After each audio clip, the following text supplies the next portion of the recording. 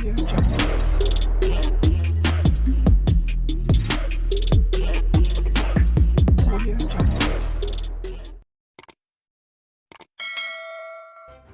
kasih karena memilih channel ini. Sebelum kita mulakan video ini, sila pertimbangkan untuk menekan butang like, share, dan subscribe, dan aktifkan butang lonceng Anda agar Anda sentiasa mendapat info-info percuma pada setiap hari dari channel kami. Dan tinggalkan komen Anda karena komen Anda amatlah dihargai. Terima kasih. Perdana Menteri Anwar Ibrahim mahu Lembaga Hasil Dalam Negeri LHDN supaya melaksanakan tugas mengutip cukai dengan lebih tegas.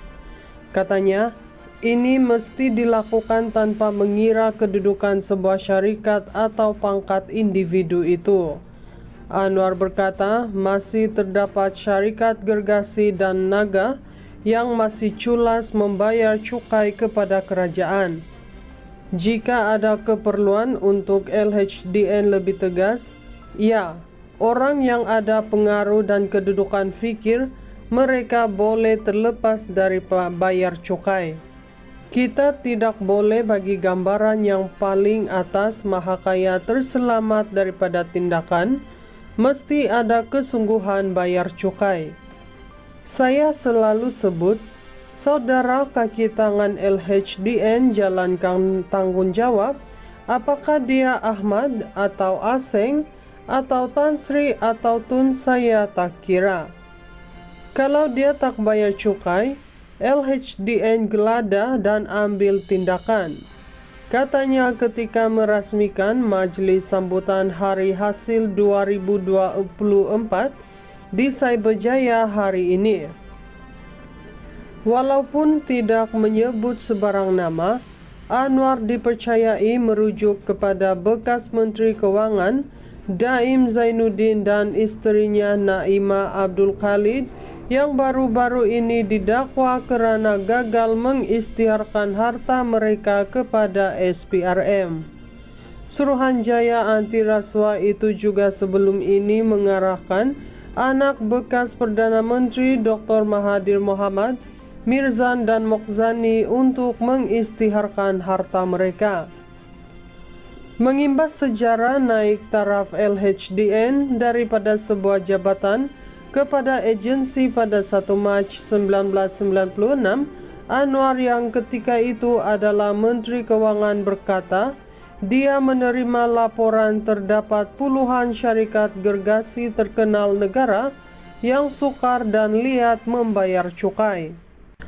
Ada yang bayar setengah, ada yang bayar suku kerana syarikat ini terlalu besar, gergasi, naga, siapa yang berani singgung? Mereka, kaki tangan LHDN ketika itu, secara berani melaksanakan tugas tanpa mengira gergasi dalam perniagaan dan berjaya mengutipnya dan mengenang kesungguhan dan risiko yang dihadapi. Saya memutuskan menaikkan status jabatan menjadi agensi lembaga, katanya. Anwar pada ucapannya turut memaklumkan bahawa kerajaan pada masa sama memberi tumpuan kepada usaha mengurangkan defisit melalui langkah mengurangkan hutang dan amalan tata kelola yang baik. Katanya, pemimpin negara tidak boleh mewarisi hutang kepada generasi akan datang yang akan menjadi beban kepada mereka seperti yang diwarisi kerajaan hari ini. Kutiplah hasil banyak manapun, tetapi amalan kita itu kalau boros dan tiris, bebannya kepada generasi akan datang. Itu bukan pimpinan yang baik, katanya lagi. Perdana Menteri Anwar Ibrahim mahu Lembaga Hasil Dalam Negeri LHDN supaya melaksanakan tugas mengutip cukai dengan lebih tegas. Katanya, ini mesti dilakukan tanpa mengira kedudukan sebuah syarikat atau pangkat individu itu. Anwar berkata, masih terdapat syarikat gergasi dan naga yang masih culas membayar cukai kepada kerajaan. Jika ada keperluan untuk LHDN lebih tegas, ya, orang yang ada pengaruh dan kedudukan fikir, mereka boleh terlepas dari bayar cukai. Kita tidak boleh bagi gambaran yang paling atas maha kaya terselamat daripada tindakan, mesti ada kesungguhan bayar cukai.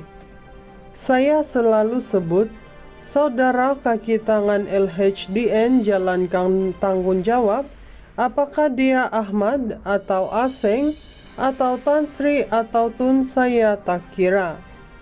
Kalau dia tak bayar cukai, LHDN geladah dan ambil tindakan. Katanya ketika merasmikan Majlis Sambutan Hari Hasil 2024 di Cyberjaya hari ini. Walaupun tidak menyebut sebarang nama, Anwar dipercayai merujuk kepada bekas Menteri Keuangan Daim Zainuddin dan isterinya Naima Abdul Khalid yang baru-baru ini didakwa kerana gagal mengisytiharkan harta mereka kepada SPRM. Suruhanjaya anti rasuah itu juga sebelum ini mengarahkan anak bekas Perdana Menteri Dr. Mahathir Mohamad, Mirzan dan Mokhzani untuk mengisytiharkan harta mereka.